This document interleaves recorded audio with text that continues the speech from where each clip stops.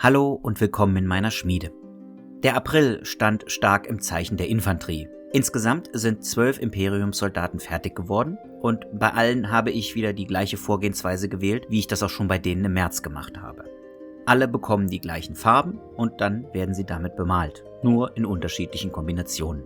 Was ich an dieser Stelle allerdings auch sagen muss, ist, dass das Bemalen in diesem Stil mittlerweile auch etwas langweilig wird, weil die Modelle sind zwar unterschiedlich, aber die 4 Mann sehen dann doch alle gleich aus.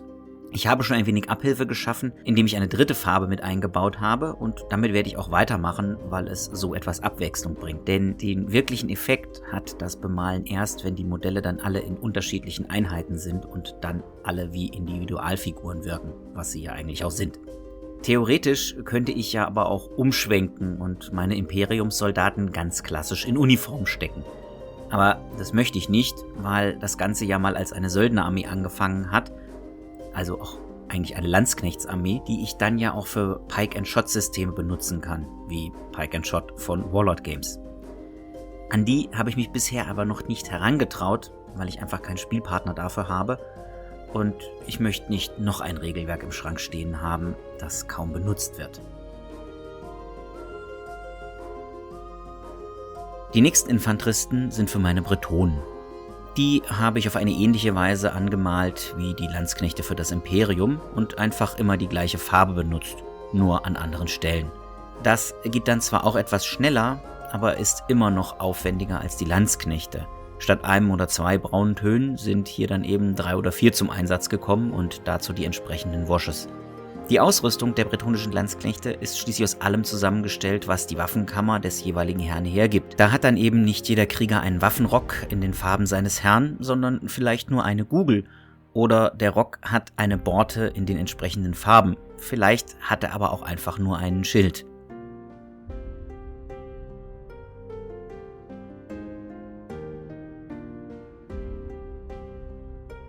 Die Bogenschützen hier habe ich auf die gleiche Weise angemalt, weil Bogenschützen kann man an sich nie genug haben. Aus Spaß habe ich mal 30 Mann eingesetzt und obwohl Langbögen nicht so schlagkräftig wie Armbrüste oder sogar Musketen sind, hat die Einheit ihre Wirkung erzielt, weil es einfach die Masse an Würfeln war, die man werfen kann. Also man spielt quasi über die Zahlen.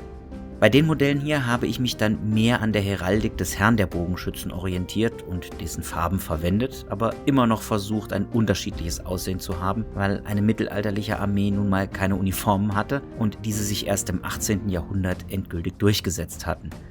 Ich weiß, die Bretonen sind eine Armee für Warhammer Fantasy, aber die Modelle können zum Großteil, gerade die Bogenschützen, aus dem 100-jährigen Krieg nach Bretonia und von Bretonia in den 100-jährigen Krieg versetzt werden und sie fallen vom Aussehen her einfach nicht auf. Das muss man sagen, das ist eben so. Deswegen orientiere ich mich, was die Kleidung angeht und auch die Ausrüstung der Soldaten eben an diesem mittelalterlichen, es sieht alles ziemlich durcheinander aus. Denn sowas wie Uniformen hatten im Mittelalter nur die kirchlichen Ritterorden, die eben die Ausstattung ihrer Brüder selber gestellt haben. Wo wir jetzt schon bei Rittern sind, bleiben wir auch gleich dabei. 2 bretonische Ritter des Königs aus meinem Bestand, die neue Farbe bekommen haben.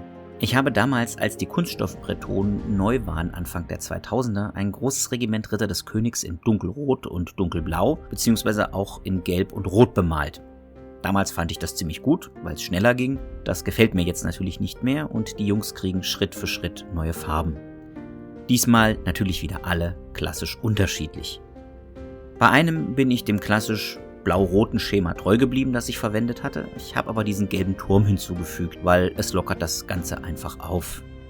Bei dem anderen Ritter wollte ich einfach mal ein weißes Wappen mit Schwarz haben, ohne irgendwelche weiteren Farben.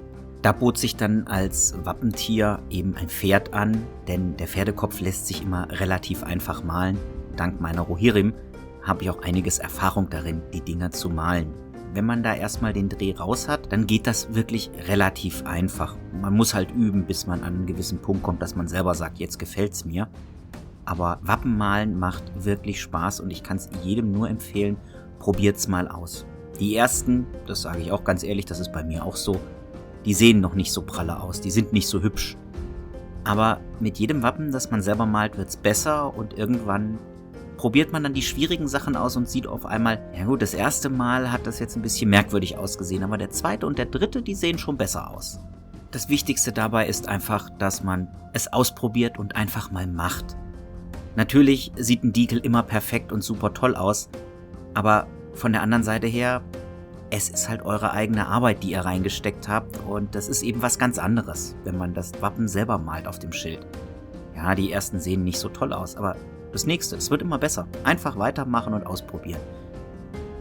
Ja, und mit diesen fast schon philosophischen Worten sind wir dann auch am Ende der April-Werkbank angekommen, und ich hoffe, dass sie euch gefallen hat. Wenn sie das getan hat, dann lasst mir einen Like oder Kommentar da, abonniert den Kanal, teilt das Video und läutet die Glocke. Eben alles, was ihr so von YouTube kennt, und bis bald in meiner Schmiede.